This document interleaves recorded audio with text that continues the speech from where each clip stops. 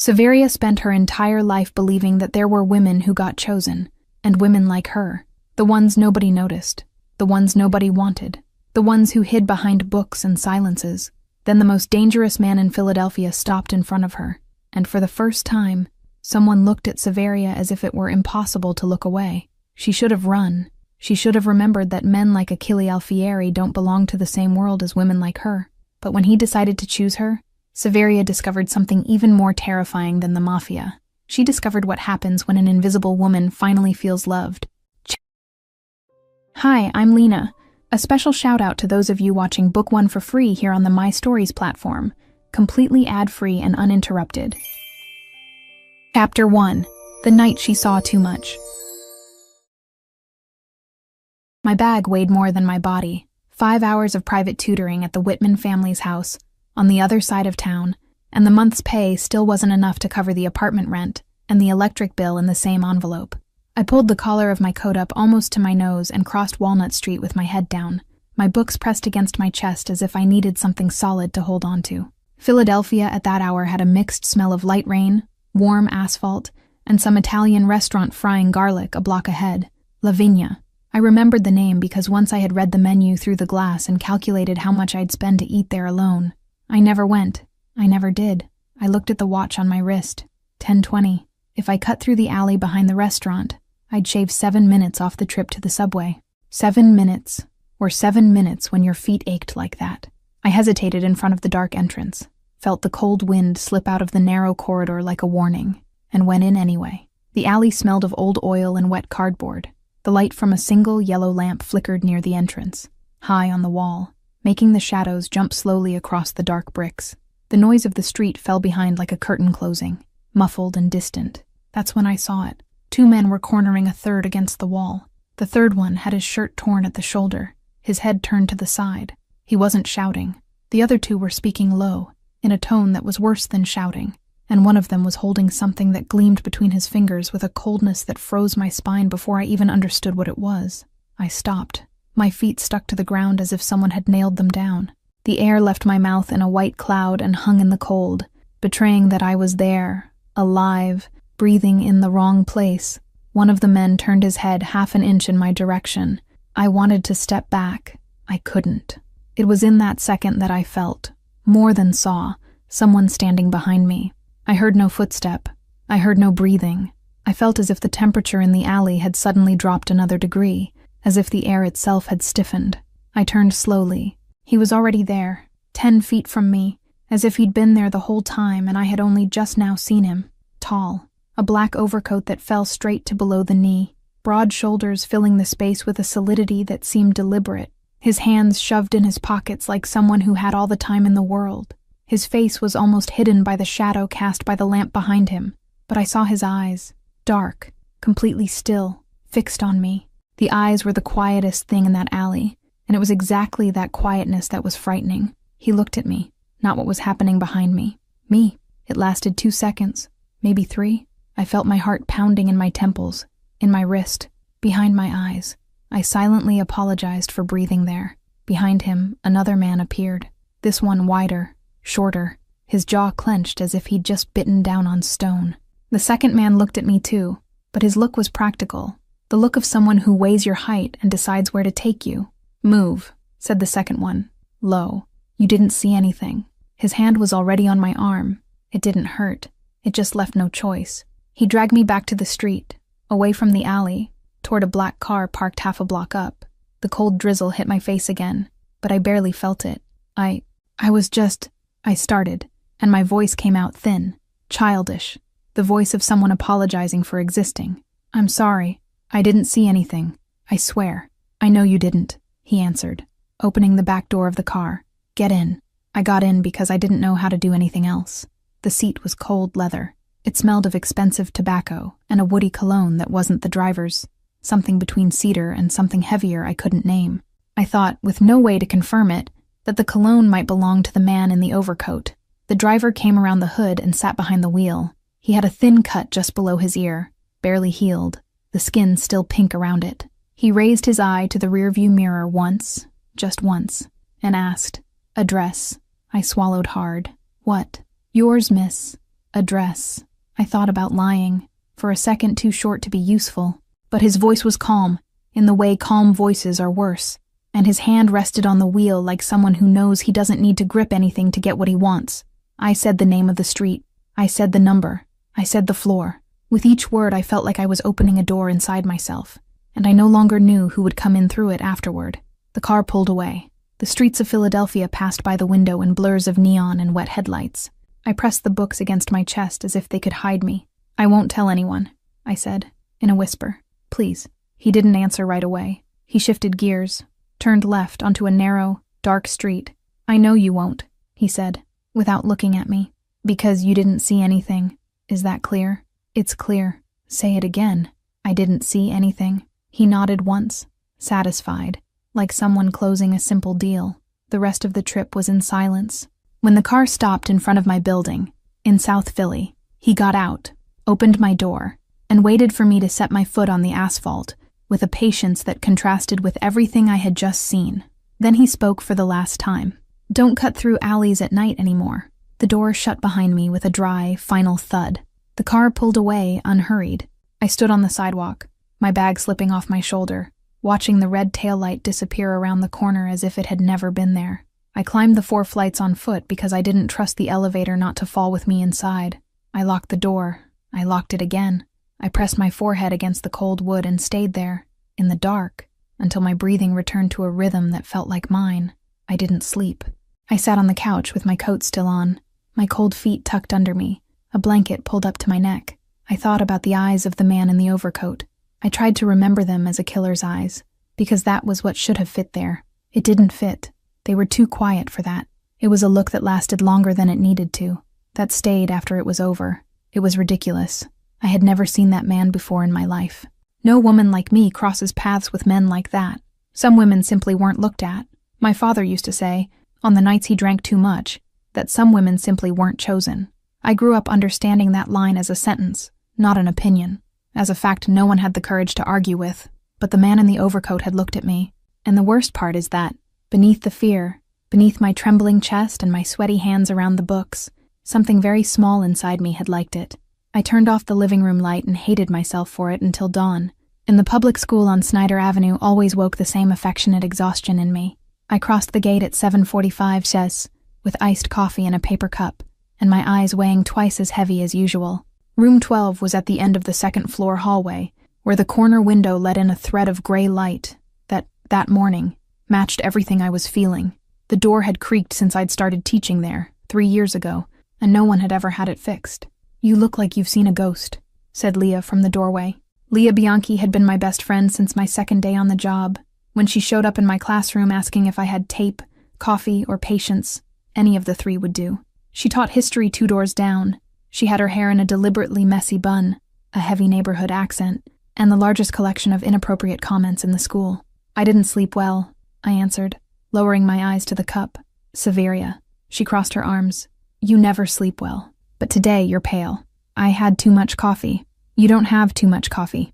You drink cold coffee because you forget to drink it." I sat in the chair behind the desk, pretending to organize my books. Leah crossed the room and planted both hands flat on the desktop, leaning in until I was forced to lift my head. "Tell me." "There's nothing to tell," I said. "I cut through an alley last night, saw some guys fighting, got nervous, went home. That's all." Her eyebrow went up. "What alley?" "Behind Lavinia. Severia." She said my name, the way you'd speak to a child who'd eaten soap. Didn't we already agree that an alley is not a shortcut? An alley is a bad path. "I know. You know, and you do it anyway. That's worse." Before I could answer, the bell rang, and the students began to drag themselves into the room with half-zipped backpacks and yawns still wide open. Leah squeezed my shoulder and left, tossing over her shoulder the line she always tossed when she was worried. "Lunch on the bench by the court. Don't stand me up." I taught on autopilot. I talked about Calvino, about invisible cities, about how a city only exists if someone looks at it. The students copied half of it, wrote down half a sentence, laughed quietly at their own phones in their laps. At some point, I looked out the window and saw a black car parked across the street. Dark glass, engine off. I gripped the chalk in my hand until the dust rose between my fingers. When I looked again, the car was gone. Maybe it wasn't even the same one. There were 1,000 black cars in Philadelphia. There were 10,000. At lunch break, I sat on the bench by the court with Leah. She pulled out of her bag a sandwich wrapped in a napkin and offered me half without asking. I ate because she would have been hurt if I hadn't. "That, Allie," she said with her mouth full. "What were they doing?" "I don't know. Talking loud. Talking loud doesn't leave you like this." I didn't answer. Leah gave me a sidelong look, chewed in silence for a few seconds, then sighed like someone giving up for now, without really giving up. "You'd tell me if it was serious?" "I would." "Okay." She knocked her knee against mine. "But if one of those guys roughs you up again, swear you'll call me. I'll come with a bat." I laughed weakly. It was the first laugh of the day. It hurt in my ribs from how unused to it I was. In the afternoon, the light rain turned to a steady drizzle. I went home by subway, then on foot the 3 short blocks to my building. The puddles on the asphalt reflected the yellow light of the street lamps in crooked pieces, and I dodged each one as if avoiding them were the only control I had left over that night. The doorman was an old man with thick glasses named Murph, who handed me my mail without lifting his head from the newspaper. "There was an envelope with no name for you, miss." "No name. Nothing. Just your apartment written on the back. Came in this afternoon." Nobody brought it. It was under the front door when I went to sweep. He held it out to me. It was a cream-colored envelope, thick paper, the kind that feels heavy in your hand before it's even opened. The type of material you can't buy at an ordinary stationery store. No stamp, no return address, just my apartment number, in firm handwriting, written with a fountain pen. I went up with the envelope trembling between my fingers. I locked the door. I turned on the kitchen light, which buzzed for a second before steadying. I sat in the chair. I tore the flap with excessive care, as if the paper could hurt me. Inside, a single card, the address of a coffee shop I knew by name, Bramante Cafe, downtown Philadelphia. A set time, 8 in the evening, the following day, and below it, a single word written with the same pen, "Come." There was no signature. There didn't need to be. I knew, in my skin, in the nape of my neck, in the pit of my stomach, who had sent it. I knew from the weight of the paper, from the tone of the word, from the silent certainty of someone who writes an order he knows will be obeyed. I dropped the card on the table. I pressed my forehead into my hands. I thought about throwing it away. I thought about burning it. I thought about calling Leah and telling her everything now, before another night passed and I did something stupid. Instead, I stayed seated, looking at the word, "Come." And when I finally got up to boil water for tea, I realized my right hand had already decided, without asking permission from the rest of my body, that I would go. Chapter 2. The Man Who Knew Her Name. I changed clothes 4 times. I started with a dark, long-sleeved dress. Decided it was too serious. I switched to a blouse and pants. It was too work-like. I went back to the dress. I took it off. I put a white shirt under a gray cardigan, which was exactly what I wore to work, and forced myself to stop before changing again. It wasn't a date. It was a summons. For a date, a woman gets dressed up. For a summons, a woman shows up. Even so, I put on a little lipstick. I took it off. I put it on again. I left the apartment at 7:15, took the subway, got off at the wrong station on purpose so I'd have a few blocks to walk. I walked slowly. The drizzle had stopped. The air smelled of wet leaves and bread from somewhere. The Bramante Cafe occupied the ground floor of an old building, dark brick, with a small brass sign. Inside, it was nearly empty. 4 tables, the low light of table lamps. A piano, no one played. The man at the counter looked at me once, and lowered his eyes again, as if it had been agreed that I would be invisible there. In the back, at a round table tucked against a window curtained with heavy fabric, was him. No overcoat this time. White shirt with an open collar, black blazer, sleeve pushed up to his watch. His hands rested on the table, one over the other, without restlessness. When he saw me, he didn't stand. He didn't smile. He just watched me cross the cafe like someone watching a scene he'd already foreseen in full. I stopped half a meter from the table. "Sit," he said. The voice was exactly as I remembered. Deep, low, unhurried. I sat. He waited. He said nothing. He just waited for me to look up. When I lifted my chin, I met those eyes again. Dark brown, with a fringe of lashes that were pure dishonesty on a man that size. "Achille Alfieri," he said, as if I needed an introduction. As if that name weren't one of those that people in Philadelphia learned not to say out loud. "You already know who I am, but it's polite to say it." I swallowed hard. "Severia," I started. Fioretti, he finished. 28 years old, literature teacher at the public school on Snyder Avenue, lives in a 3-room apartment in South Philly, has a friend named Leah Bianchi, who teaches history and talks too loud. Father alive, but distant. Mother no longer in the picture. Each sentence dropped onto the table between us like a card turned face up. How? My voice failed me. I cleared my throat. How do you know that? Because I needed to know. The simplicity of the answer took my breath away more than the list had. I looked at my hands in my lap. They were trembling. I crossed my fingers to force them to stop. He noticed. I saw out of the corner of my eye that he noticed. And he did nothing. He didn't pull back, didn't lean in, didn't soften his voice. He continued in the same tone of someone reading aloud a sentence that had already been written. You saw something you shouldn't have last night. Pause. You really shouldn't have, but you did. Now you're my problem. That was the instant it happened. I can't explain it. The sentence was meant to be a threat. The tone was meant to be a threat. But the way he said my problem, with a small weariness, almost intimate, as if I were a tight schedule on a bad day, was so unexpected that a laugh escaped my mouth before I could swallow it. Short, nervous, but a laugh. He stopped breathing. I saw it. It was a second, maybe less. The hands on the table didn't move. His face didn't move. But his chest, beneath the white shirt, stopped rising. His eyes changed quality. Not in color, in quality. As if an inner focus had adjusted to a different setting. I felt my face heat up to the roots of my hair. I'm sorry, I said quickly. I didn't mean, no, not with me. His voice had changed too. It was an inch lower, an inch closer. I raised my eyes by reflex. I shouldn't have raised them, because he was looking at me the way no one had ever looked at me in my life, not with want, with recognition, as if he had spent his whole life searching for something specific and found me, by chance, in an empty cafe, on a Tuesday night, with my shirt buttoned all the way up. The man from the counter came, set 2 cups on the table without asking, and left. I hadn't ordered anything. Achille hadn't ordered anything. The cups came because they came. Achille pushed his 2 inches aside, without looking. His eyes stayed on me. You're not going to tell anyone, he said. That much I already know. I didn't come here to repeat it. I came here to look at you up close and decide what I do. Do to me, with you. The difference was small. The difference was everything. I pressed the cardigan against my chest. The cafe, which was small, became even smaller. I'm just a teacher, I said, low. I have nothing that's of use to anyone. I don't know anyone.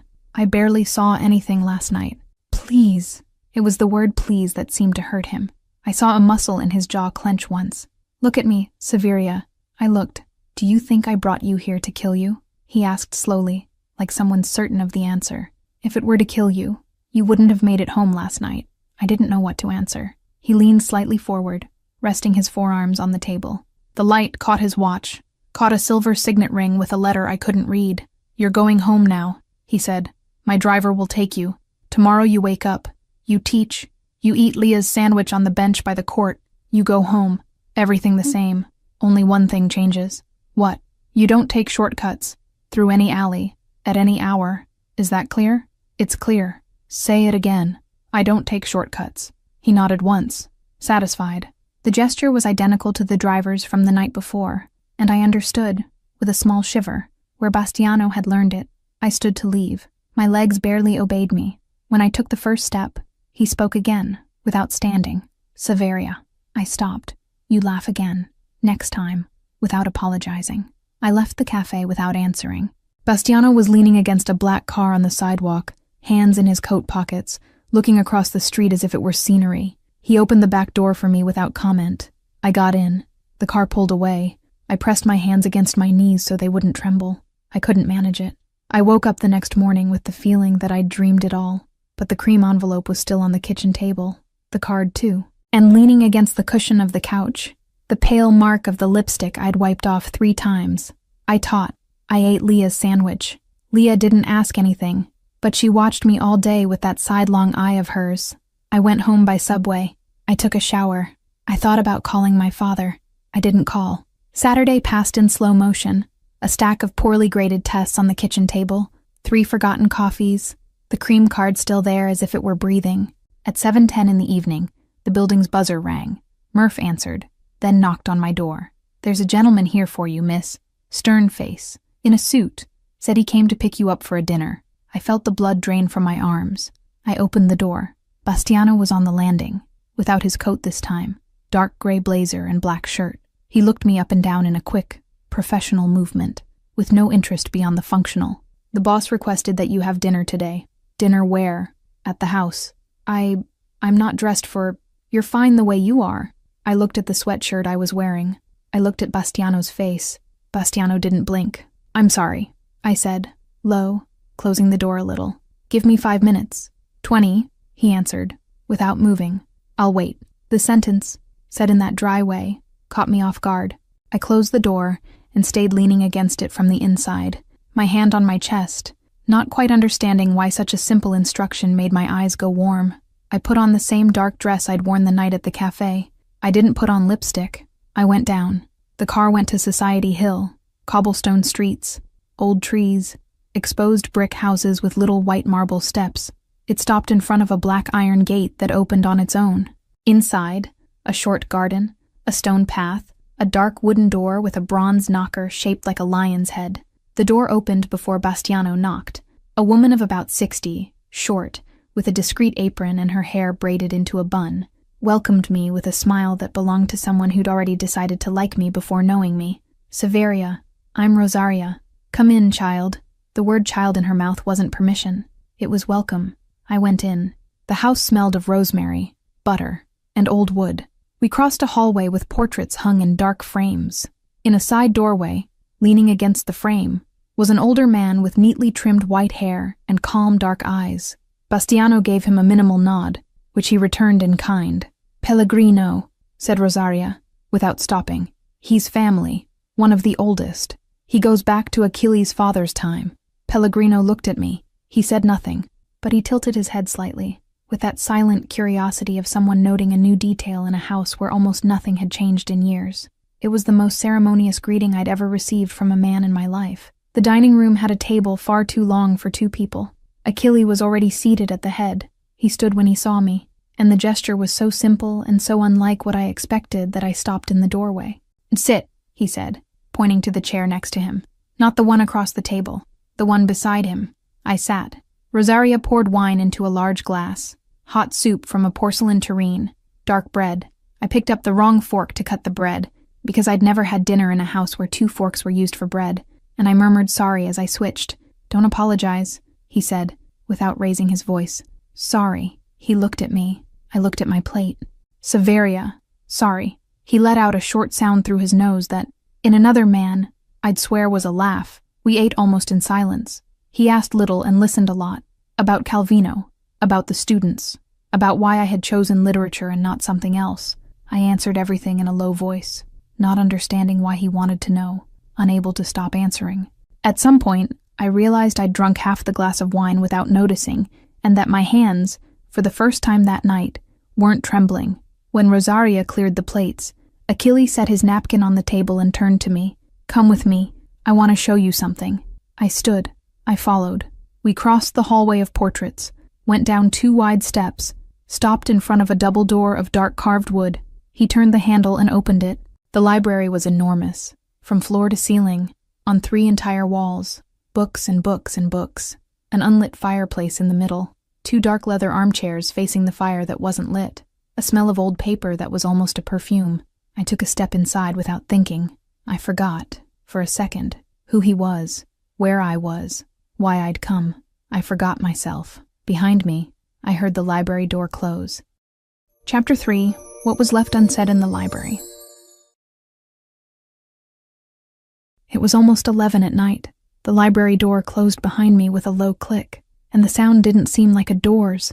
It seemed like a decision being made on the other side of my will. Achilles let go of the handle slowly. He didn't turn to me right away. He stayed there, still, broad shoulders against the dark wood, and I had the strange impression that he needed half a second more to decide how to look at me. The library was large.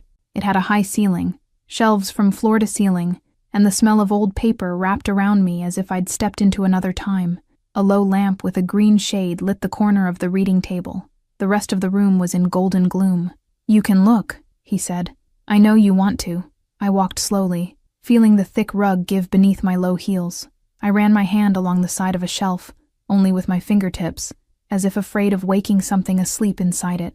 The books were old, many with leather spines, golden letters worn away by the touch of hands that came before mine. How many? I asked without thinking. Almost 4,000.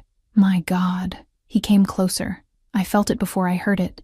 The air changed around me. I stopped in front of a lower shelf, at the level of my waist, and my eyes found an old volume of Dante, the Commedia, an edition in Italian, hardcover with worn edges. I held out my hand. The tip of my finger touched the spine with the delicacy of someone touching a living thing.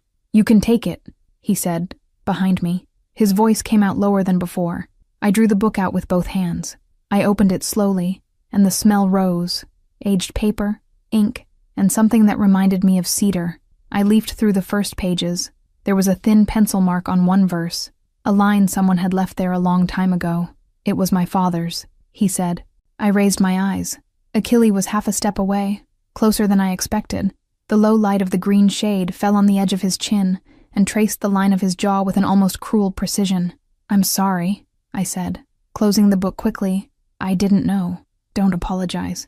The sentence came dry, without reproach, like a gentle correction.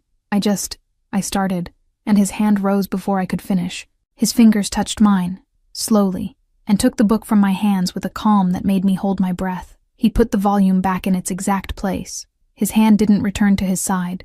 It stayed near my elbow, without actually touching, and I felt the heat radiating from his palm, as if it were a temperature of its own in the air. I wasn't breathing. I had forgotten how. He leaned in half an inch, only half, and that half inch made my mouth open without my asking. I saw his eyes drop to my lips. I saw the exact pause when he decided what he was going to do, and I saw, the next second, him pull back. It wasn't an abrupt movement. It was a calculated withdrawal, like someone pulling a hand away from a flame he understood was too soon. He took a step back, leaned against the corner of the reading table, and took a single deep breath. "Bastiano will take you home," he said. I blinked. Now. There was no anger in his voice. There was something worse. Control. The kind of control that costs. I walked to the door, not knowing what I was doing. Before opening it, I turned my face. "Did I say something?" I asked. Low. He looked at me for a second too long. "No, you didn't say anything." And that, I understood much later, was exactly the problem. Sunday passed in a strange way, as if I were living inside a film too thin. I woke up late. I made coffee. I forgot to drink it. I reheated it. I forgot again. Leah called me 3 times and I let it ring twice, answered on the third because I was afraid she'd show up at my door. "Are you alive?" she asked. "I am." "Where did you have dinner last night?" "Leah. Severia." I closed my eyes, leaning against the kitchen sink. "At a big house," I said. "What kind of big house?" "The kind that has a library." She was silent for half a second. When she came back, her voice was different. "Severia, listen, you're going to tell me everything, but not now, over the phone. Not now. Promise you're okay?" "I am." I didn't know if I was lying. Achille had touched my fingers for 2 seconds and pulled away, and I'd spent the whole night with a strange feeling in my chest, as if I'd lost something I hadn't even had. Monday came, and it was an almost indecent relief. I taught as always. I graded essays as always. I ate a sandwich in the teacher's lounge as always. Principal Holloway stopped in the hallway with a bundle of memos under his arm, looked me up and down, and frowned. "Fioretti, if you collapse in the middle of class, it's me who gets stuck with the paperwork." I tried to smile. He grumbled something about sick leave and went on without waiting for an answer, his shoes squeaking across the linoleum. At 4 in the afternoon, I crossed the yard with my books under my arm, took the path to the square in front of the school, and stopped at the curb. The car was there. It wasn't Bastiano's. It was bigger, darker, with black windows. The back door opened without anyone getting out. I looked around, on instinct, and none of my colleagues had seen. I knew who was inside. I approached slowly. I leaned in. He was sitting on the middle seat, dark blazer, no tie, his right hand resting on his knee. "Get in," he said. I got in. The door closed. The driver, whom I didn't know, started off without asking the destination. Achille looked out the window. His profile against the afternoon light had the stillness of an ancient statue. "Where are we going?" I asked. "Nowhere," he answered. "Just driving." And we drove. The car left the school, went around the square, took a wide avenue, and continued with no apparent direction through downtown Philadelphia. I held my bag in my lap with both hands. I didn't know what to say. I looked at the leather dashboard, at the roof of the car, at the front of the seat. "Relax," he said, without turning his face. "I am relaxed. Your hands are both white from gripping the bag so hard." I let go of the bag. He laughed quietly. It wasn't a guffaw. It was a short, masculine sound that came out half without permission. I looked at him from the side and caught the corner of his mouth going up a millimeter before returning to a straight line. "You laugh when you don't want to laugh," I said, before thinking, "I do too." He turned his face then. He looked at me for 2 seconds. "Oh, why don't you want to laugh?" "Because it's a lot of work to explain." "Is there someone waiting for your explanation?" I thought of my mother, who had left in the middle of a night and never came back. I thought of my father, who had stayed and ever since repeated, at every dinner, that some women simply weren't chosen, as if that were a fact from an almanac. "No," I answered, "not anymore." He held my gaze a second longer. "My father died when I was 22, he said, low, after a long silence. "In an ambush. I didn't even know where he kept the key to the house in Maine. It took me 3 years to figure it out. It was the first thing I learned to do on my own." It was the only sentence he said about his father. It came with no explanation, no date, no story. It came like a crack that opens and closes quickly. I didn't fill the silence. I didn't say, "I'm sorry," or "how sad." I learned from him, in 2 meetings, that those phrases don't belong there. My mother's favorite book was Giovanni's Room, I said after a while. I could never finish reading it. "Why?" "Because she stopped halfway through. When she left her copy on my bookshelf. I never got past that page." He didn't ask which page. He didn't make me tell more. He just nodded slightly, his eyes turned to the window, like someone receiving something fragile without letting it fall. The car turned back a few minutes later. I went back to my building in silence. When the driver stopped, Achille looked at me. "Wednesday," he said. "You have dinner with me." It wasn't a question. "Where?" "At Lavinia." I swallowed hard. Lavinia. I had read the menu through the glass dozens of times and never gone in. The last time I'd been near that street, I'd left in a strange car and sworn never to take a shortcut again. "In the alley where—" "In the restaurant," he corrected. "The alley is in the back. You won't need to go there." I looked at him and realized that he knew exactly what he was proposing, that having dinner at Lavinia with me was also a way of giving me back the place. I nodded. I opened the door. Before getting out, he spoke again, lower. "No apologizing, Severia. No apologizing." Wednesday night. Lavinia was a different place from what I had imagined. It had low chandeliers, butter in a silver dish, waiters who knew your name before you said it. Achille had reserved a corner table, away from the door, near a wall of exposed brick. When I arrived, Bastiano was standing 3 meters away, leaning discreetly against a column, pretending not to see me. I sat across from Achille. He had his shirt sleeve folded once over his forearm. He'd taken off his tie. "Good evening," he said. "Good evening." The night started slowly. He ordered for me. I didn't complain. We ate a pasta I'd never seen before, with a sauce that had sage and browned butter. He asked me about school. I talked about the boy in the 3rd row who had read Crime and Punishment on his own at 15. He listened without moving his face. When I finished, he said only, "That boy is lucky." "Why?" "Because someone noticed that he read." I blushed. I lifted the glass of water to my mouth to hide it. It was at that instant that I saw the corner of his eyes harden, not abruptly. It was a small change, the kind that, if I hadn't been looking closely, I would have missed. His jaw locked a millimeter. His shoulders firmed. His left hand, resting on the cloth, touched the fork without gripping it. "What is it?" I asked. "Nothing," he said. He looked at a point behind me. I didn't turn around. There was something in the way he looked over my shoulder that asked me not to look along with him. A few seconds later, a man approached our table with a smile that was too wide. He was a little younger than Achille, maybe 40-something, a well-cut suit, a thick ring on his pinky finger. He smelled of expensive cologne and party perfume. "Achille," said the man. "What a coincidence." "Vittorio," answered Achille. The name came out of his mouth, the way you say the name of something you hold between thumb and forefinger, before throwing it away. Vittorio smiled at me. "You must be—" "A friend," Achille cut in, before I could open my mouth. His voice came out flat, leaving no room. Vittorio held the smile a second longer than he should have. I felt the temperature of the table change. "Severia," Vittorio repeated, as if tasting the word. "What a pleasure." I didn't know our Achille. Vittorio, Achille interrupted, without altering his tone. She's having dinner. Vittorio's smile flickered. It didn't disappear. It just flickered. Of course. I just came to say hello. He touched Achilles' shoulder, lightly, the way men do when they want to show they can touch. We'll settle up later. Later. Vittorio moved away. I saw Achilles' shoulders relax half an inch. Only half. Who is that? I asked. A man who works with me. Works how? He looked at me for a second, and I understood that this question was a place I couldn't enter yet. You don't need to think about him, said Achille. Eat. I ate. But something there had changed. The restaurant's air was denser. Achilles' hand, when he cut a piece of bread, made a slower movement than usual, the movement of someone calculating. Dessert came and went. Coffee came and went. He insisted on paying the bill. I didn't try to resist. We stood. Bastiano peeled himself off the column and followed us 3 steps behind. On the sidewalk, there was a cold breeze.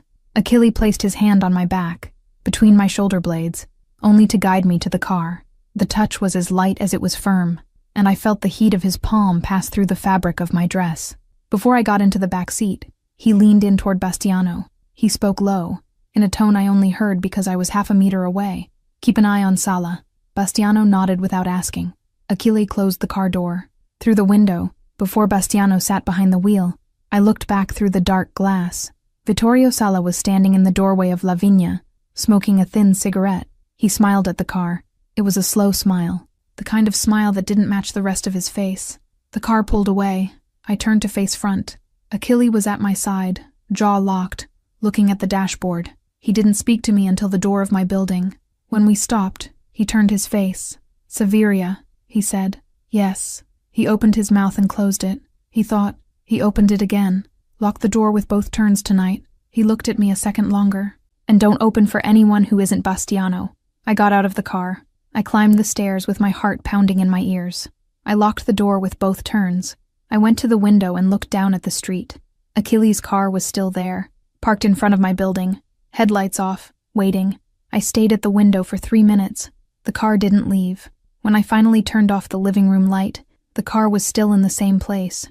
And I went to sleep feeling, for the first time in my life, that someone was watching over me, and that this, instead of terrifying me, made me sleepy. Chapter 4. Blood That Wasn't Hers. Friday arrived with a grimy sky. The school smelled of fresh wax in the hallway, and I graded tests during the break with the window open, listening to a wind that stirred the yellow curtains of room 12 as if they were in a hurry to leave. The students' essays talked about freedom, about choices, about characters who knew what they wanted. I graded slowly, scribbling notes in the margins, trying not to think about the last few days. Leah came in just before my last class.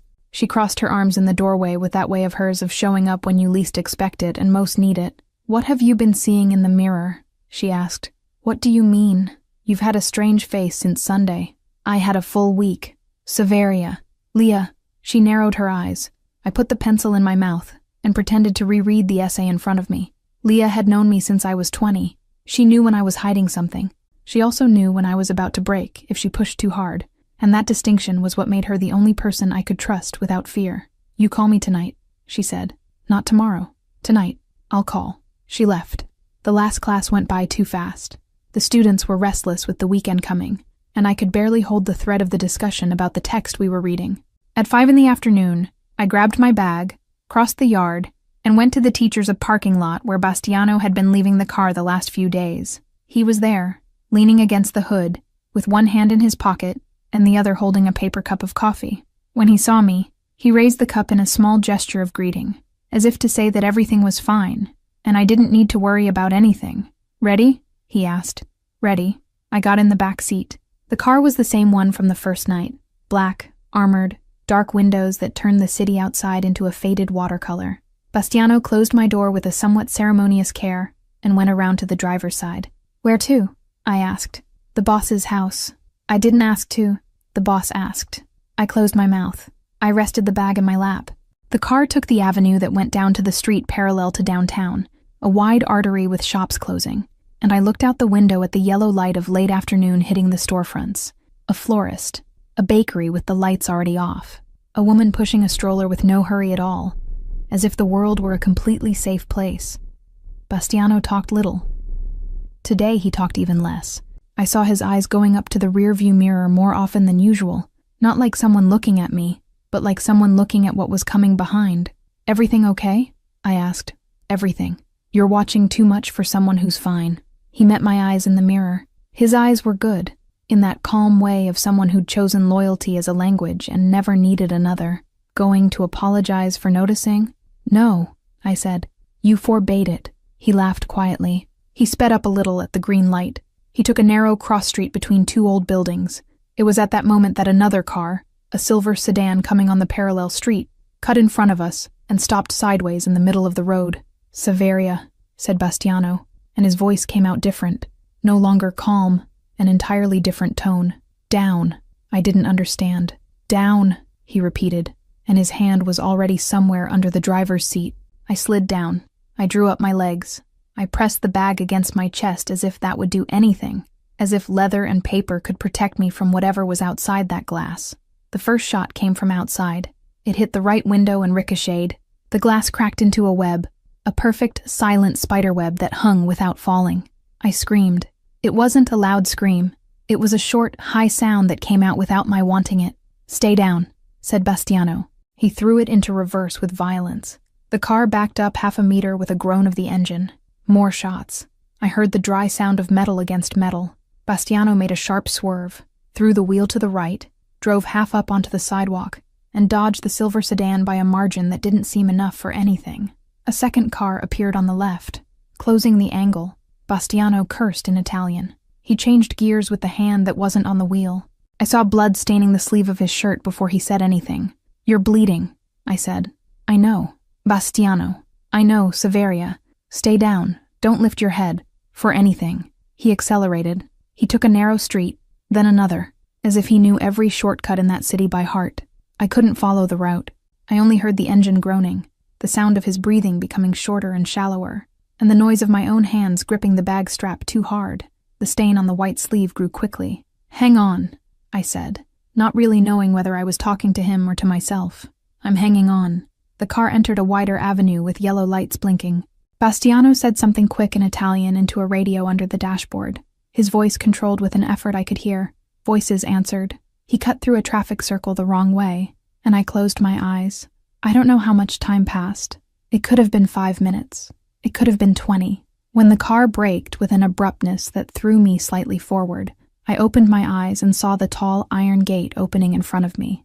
I recognized the Society Hill house. Bastiano drove into the inner courtyard and stopped. Before I could move, he had already opened the back door. The shirt had stuck to his arm. Blood had splattered the seat. Blood had splattered me. On my hands. On my dress. On my cheek. "Get out, Severia. Get out with me." I got out. My legs didn't respond right, as if my body hadn't yet received the notice that the danger was over. Bastiano held me by the elbow with his good hand, and that small gesture was the only reason I didn't stop in the middle of the courtyard. The main door of the house opened. I saw Rosaria first. She crossed the courtyard almost running, with a white towel in her hands, and the eyes of someone tallying the damage before asking any question. I saw an older man behind her, thin, in a dark suit, with his phone against his ear, talking fast and low. I didn't know who he was.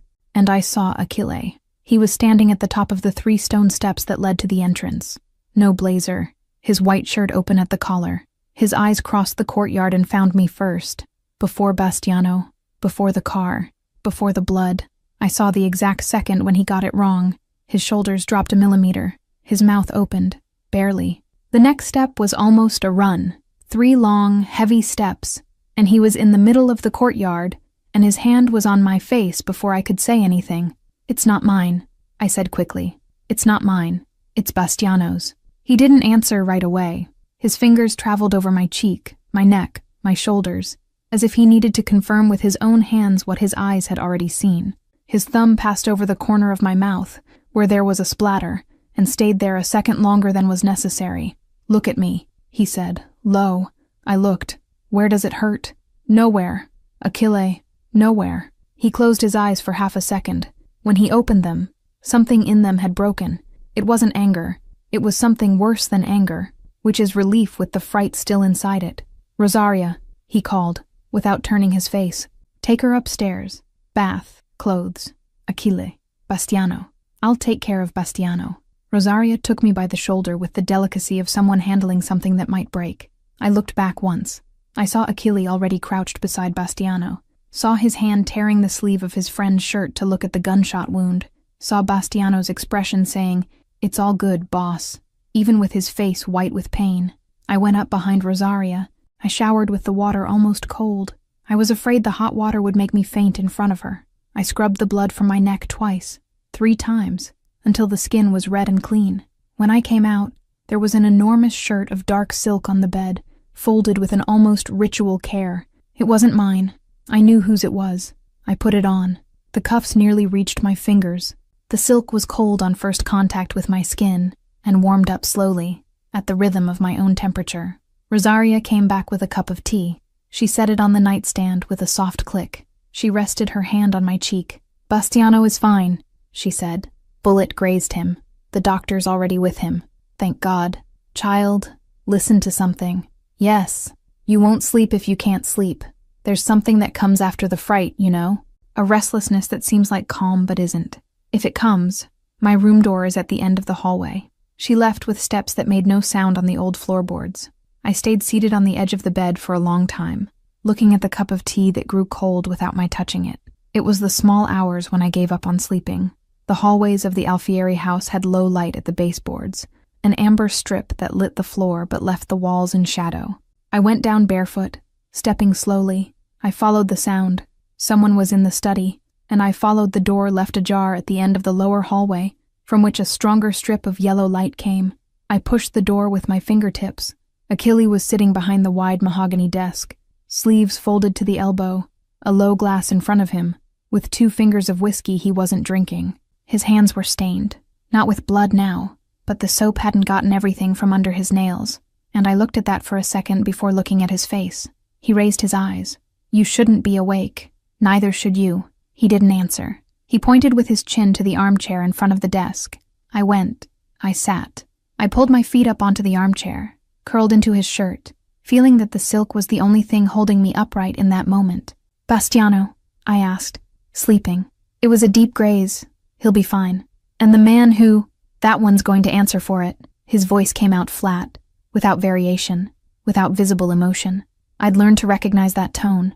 It was the tone of someone who'd already decided and no longer needed to spend energy explaining. I looked at the glass in his hand. "Do you drink alone? Only today?" He turned the glass in his palm. The amber liquid reflected the low lamp in a golden patch that wouldn't stay still. "Saveria," he said. "Look at me." I looked. I saw you arriving covered in blood, and for 2 seconds I thought it was yours. I never felt anything like that in my life, not even when I buried my father. He spoke looking at the glass, not at me. I said nothing. I'd learned, in those few days, that Achille Alfieri said more when he wasn't interrupted. "I once loved a woman," he continued, lower, "a long time ago, and I lost her. I never spoke about her with anyone. I just need you to know that since that day, I swore not to touch anything I could love, because everything I loved was torn away." I gripped the sleeve of his shirt between my fingers. It was cold silk, where her body didn't touch it. "My mother left in the middle of a night," I said, low. I was 7. I woke to the sound of the door. I saw the lights of her car pass by my bedroom window like 2 white eyes in the dark. She never came back. Do you know why? My father said that some women simply weren't chosen. By their husband. By anyone. That was how he said it, as if it were something scientific. A law that already existed before any of us was born. Achille looked at me then. He looked properly, with that attention that didn't ask permission. "Your father lied to you." I swallowed. "Maybe. Not maybe." He stood. He came over to the armchair. He didn't sit. He stayed standing in front of me, and I saw his shadow cover mine on the floor. He crouched slowly, resting one hand on the arm of the chair, coming to my level, close enough that I could smell him. Woody, leather, and something the whole day hadn't managed to wash off. He rested his forehead against mine. He didn't kiss me. He just stayed there, with his warm forehead against mine, his breath reaching almost to my mouth without touching it. I closed my eyes and stayed very still, like someone afraid that any movement would end it. "I'm going to take care of this," he said, low. "It'll take a few days. I'll be away some nights. You'll stay here, with Rosaria, with Don Tommaso. Bastiano recovers, then comes back to your side. Aquila. And when I come back, Severia, I need to ask you something. I opened my eyes. His eyes were closed. Ask now. No. Why? Because if I ask now, you'll answer because of the fright. I don't want the fright's answer. I want your answer. I said nothing. There was nothing to say, because he was right, and I knew it. And recognizing that he knew me better than I expected was a discovery that left me breathless, the same way the shots hadn't managed to. He pulled back half an inch. Only half. He raised his hand and ran the tip of his thumb over the corner of my mouth, in the same place where earlier in the courtyard there had been a splatter of blood that wasn't mine. The gesture was slow, deliberate, as if he wanted to erase something only he was still seeing. He stood. He went back behind the desk. He picked up the glass. He didn't drink. Go to sleep, he said. I can't. Try. I stood. I walked to the door. Before opening it, I turned my face. Achille. Yes. You swore not to touch anything you could love. I swore. And now? He looked at me for a long second.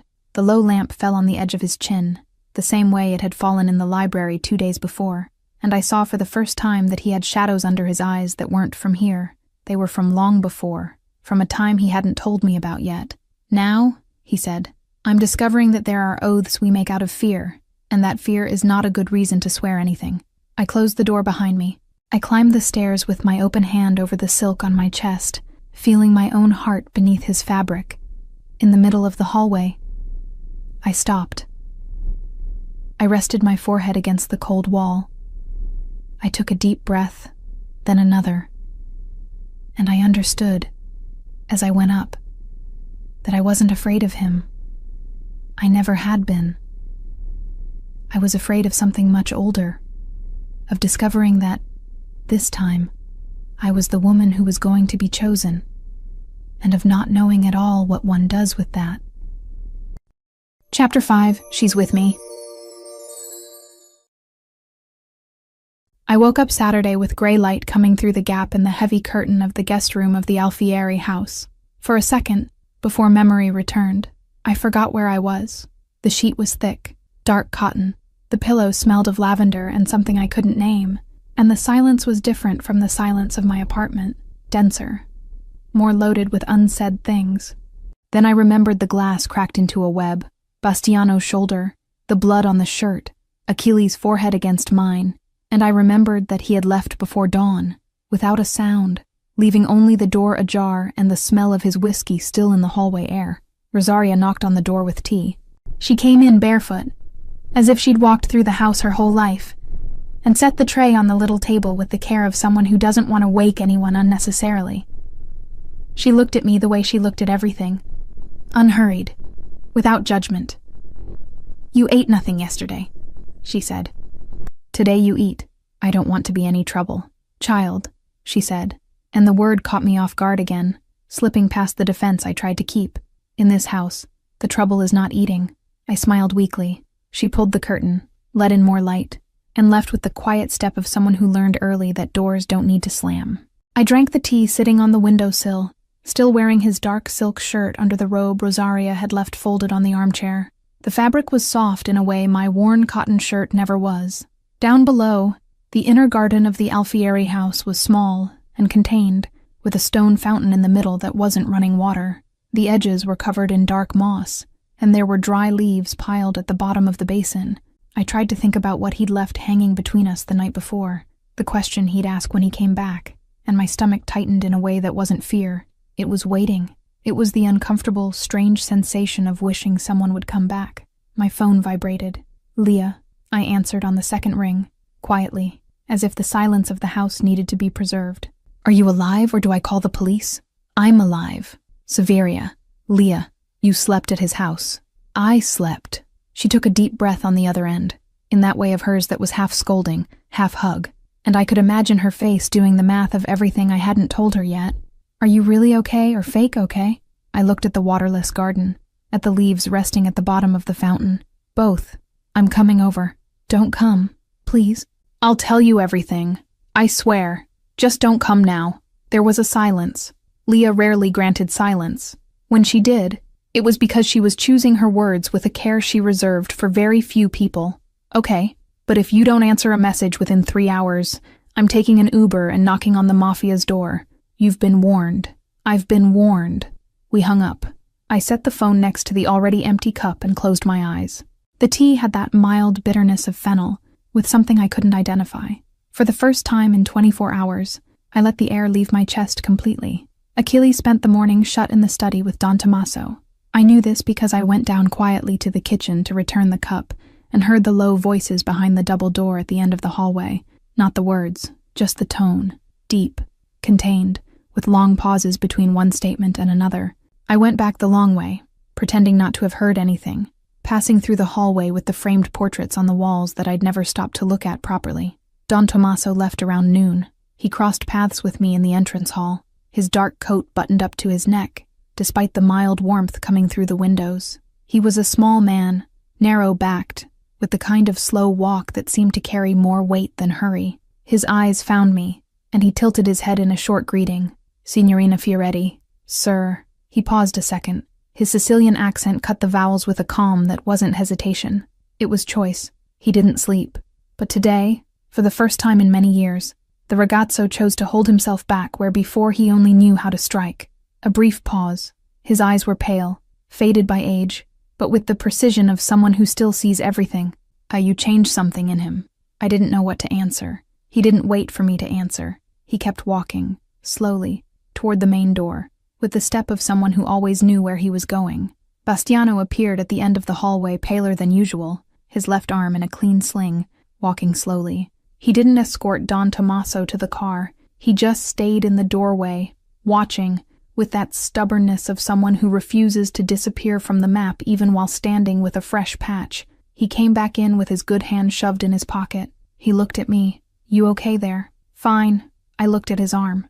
"And your shoulder?" "Punctured." He shrugged his good shoulder with an indifference that seemed rehearsed from so much repetition. But it drives." I almost laughed for real. "Thank you," I said, "for yesterday. Don't apologize. Don't thank." He let out a dry half-smile, the kind that didn't reach the eyes but was honest anyway. "Boss's orders." He turned his back and went to the kitchen. I stood there in the hallway with the strange sensation that I'd been accepted by an entire family without having signed anything, without having asked, without having understood exactly when it had happened. Achille called for me in the late afternoon. He sent a note through Rosaria, handwritten on a small card with discreet edges. "Library, when you can." I read it twice before folding it and tucking it into the pocket of the robe. I don't know why I kept it. The library had its curtains open. The afternoon light fell at an angle across the floor-to-ceiling shelves, catching the spines of the books with that amber color that makes any room seem older than it is. There was a dark leather armchair near the window, and a small table with 2 glasses turned upside down on a silver tray. He was standing near the window, no blazer, his white shirt rolled up on his forearms. When he turned his face, I saw that he had 2 days of beard and deep shadows under his eyes, the kind that don't come from one bad night, but from many. "You didn't sleep?" I said, before I could swallow the sentence. "No, you should." He looked at me in silence for a few seconds. Then he walked to the armchair near the window and made a short gesture for me to sit in the one beside it. I sat. The distance between the 2 armchairs was small. The arms almost touched. "Vittorio Sala," he said, low. "The captain of the casinos. He's the one who handed your route to the Donatellos. Marco Donatello, their boss, already understands that he won't get anything next time. That side is mine to handle. It's the inside that still gives me trouble." I swallowed hard. The names didn't mean much to me, but the smiling face from Lavinia came back in a flash. Too smiling, too attentive, with that kind of attention that wasn't generosity. "You're going to—" "No." His jaw locked for a second. "I'm not going to kill him." I raised my eyes. Achille was looking out the window, at some point in the garden, at the waterless fountain that sat there still like a promise someone forgot to keep. "Before," he continued, still in that low voice that didn't ask to be heard, just was being, "I would have, before yesterday. And today I can't bring you into this house with blood still warm on my hands." The sentence came without drama, like someone confessing a calculation he'd made on his own throughout the whole night. "I'm going to expose him, in front of the other captains.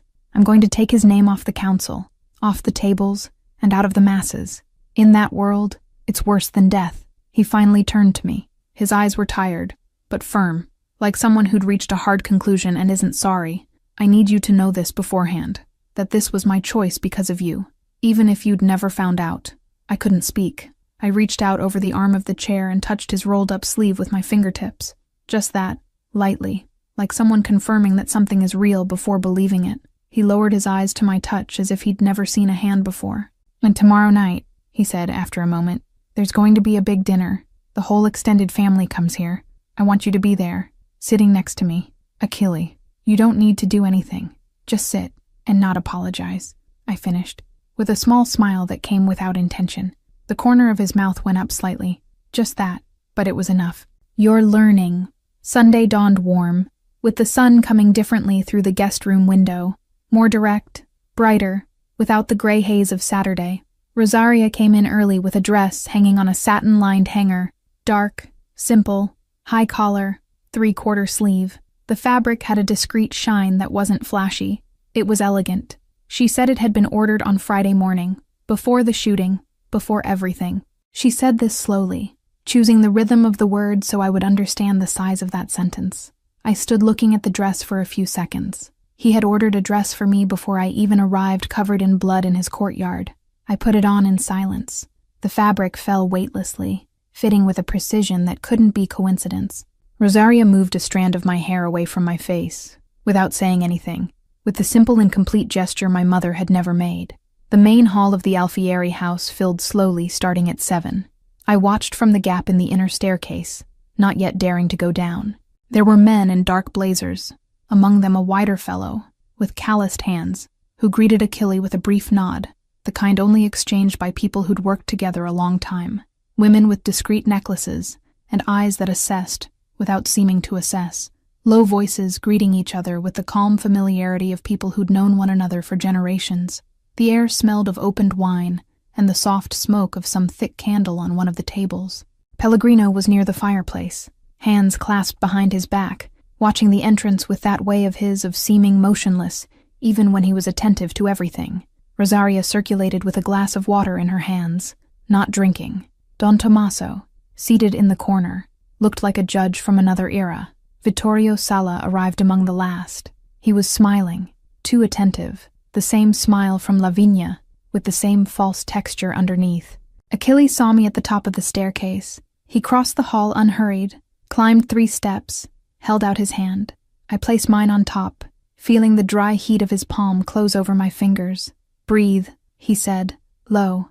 "I'm breathing." "You're not." I laughed without making a sound. I breathed for real, the air reaching the bottom of my chest this time. We went down together. He led me to the table, pulled out the chair to his right, waited for me to sit with an attention that wasn't ceremony. It was presence. The conversations dropped a tone.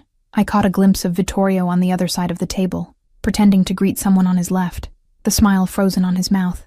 Pellegrino, at the opposite head, tilted his head slowly, as he had at the first dinner, a small gesture that carried more recognition than any word. Rosaria smiled, a small, contained smile, the kind that knows the weight of what's happening. Achille remained standing a second longer. He rested both hands on the table, at the level of his plate, and swept the room with his eyes once, unhurried, without explicit threat. The room fell quiet the way it only does when everyone understands that something important is about to be said. "This," he said, with the voice in that way that made everyone fall silent, "is Saveria Fioretti." A 1-second pause. Exact. Calculated. She's with me. There was no applause. No shout. There was that particular quiet that only happens when an entire room of dangerous people understands, at the same time, that a rule had just been written, and no one is going to question it. Vittorio swallowed hard. I saw it. It was the only reaction I caught in full. The rest of the table returned the silence Achille had requested without requesting, and it took me a few seconds to understand that that silence was an answer, not awkwardness. Achille sat. He took the napkin, unfolded it, set it in his lap with the calm gesture of someone who'd just resolved something and no longer needed to think about it. He looked at me from the side. "Fork on the right," he whispered. I almost laughed. I took the fork on the right, and, for the first time in my life, I didn't apologize for occupying that chair. The dinner went like any other, in appearance. Underneath, I felt the electric current running through the whole table, alliances confirming themselves in silence, threats repositioning themselves without anyone raising their voice. Don Tommaso, at some point, raised his glass in my direction, without saying anything. I returned it with a nod, my heart beating faster than I'd like to admit. Near midnight, Achilles set his napkin on the table. He brought his mouth close to my ear, his voice almost inaudible in the residual murmur of the room. "I have something to finish," he murmured. "I'll be back before the sun. Tonight? Tonight, Vittorio." He looked at me, slightly surprised that I'd said the name without hesitating. Vittorio. I gripped my napkin in my lap, feeling the fabric crumple between my fingers. I thought about the question suspended between us since the small hours in the study, and I wanted to ask him to stay, to wait one more day, to sleep a whole night first. But Achilles looked at me like someone who needed to go now, because going now was the only way to be able to stay afterward, truly, with no pending debt. "Go," I said, low. He pressed his lips to my temple. It wasn't a kiss. It was a promise. It was wait, and stood. Bastiano was already standing near the side door, his good arm tucked into his blazer, and the left one resting in the sling underneath. The two left together, without looking back. I stayed at the table a few more minutes, holding the glass of water in both hands, so no one would see that I was trembling. Pellegrino, on the other side of the table, looked at me and tilted his head, one last time that night, as if it were enough. Rosaria passed behind my chair, touched my shoulder lightly with her fingers, and went on to the kitchen without saying anything. When the hall began to empty, I went up, not to the guest room, to the small kitchen in the back, where Rosaria always left a light on, a small lamp over the counter, with the yellowed tone of one made for waiting. I sat on the high stool, I rested my forehead in my hands, and I waited. Chapter 6, Be Mine. The night in the kitchen had the sound that every night of waiting has. None. I looked at the stove clock every 15 minutes without needing to look. My body already knew how much time had passed. Don Tommaso had gone with him. Bastiano, too, against doctor's orders. Rosaria came by at 2, refilled my cup without asking, and said only one thing before going up. When he comes back, he'll be whole. Whole is what matters. I didn't know whether I believed her or wanted to believe her. I stayed seated. The cup grew cold again. He came back in the small hours. I heard the gate through the silence of the kitchen, a short creak of metal, then nothing. Bastiano opened the back door, came in first, saw my hands around the cold cup, nodded without saying anything, and went up the side hallway. His footsteps faded on the floor above. Achilles stopped in the kitchen doorway. The white shirt was wrinkled at the elbows, the sleeves folded to the middle of the forearm, with no mark of blood, his hands clean, his eyes tired in a new way. Not the exhaustion of someone who had destroyed, the exhaustion of someone who had controlled himself for a long time and finally could let go. I was barefoot, with one of Rosaria's loose shirts over my underwear, my hair down, no makeup at all. The kitchen's stone floor was cold under my feet, and the cup between my hands had stopped giving off warmth a long time ago. The light above the sink was low, almost yellowed, and cast a long shadow in the center of the room. I raised my eyes.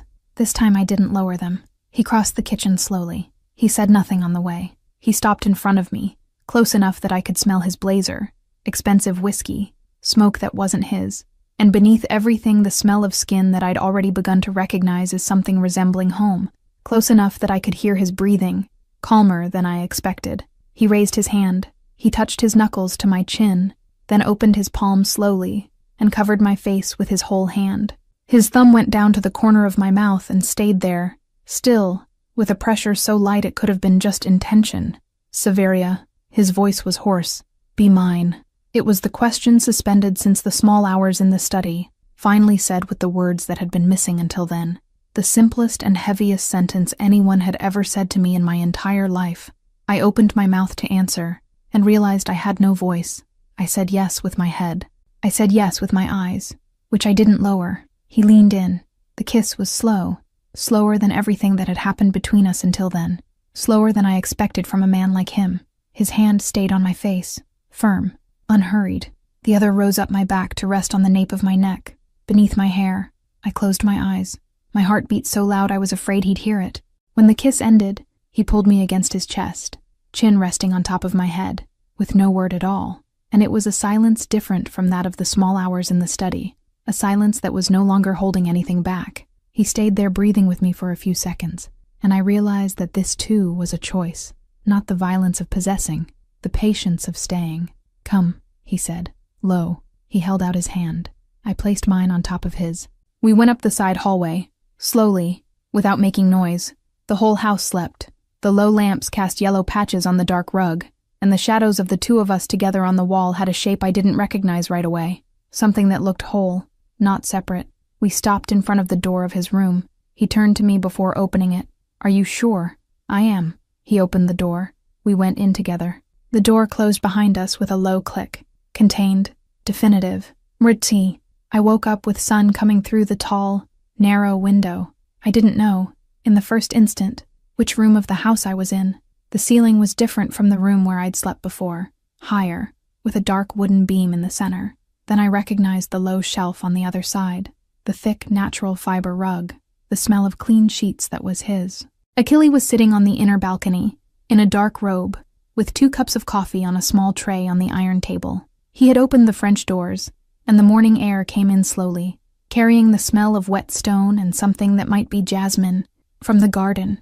His shoulders were relaxed in a way I'd never seen during the day. He heard me stir. He turned his face. "Good morning." "Good morning." I sat up in bed, pulled the sheet to my chest, and stayed there a second, recognizing myself. My body ached in a new way. Gentle. That wasn't bad. It was just the first time it ached from having been touched, not from having been ignored.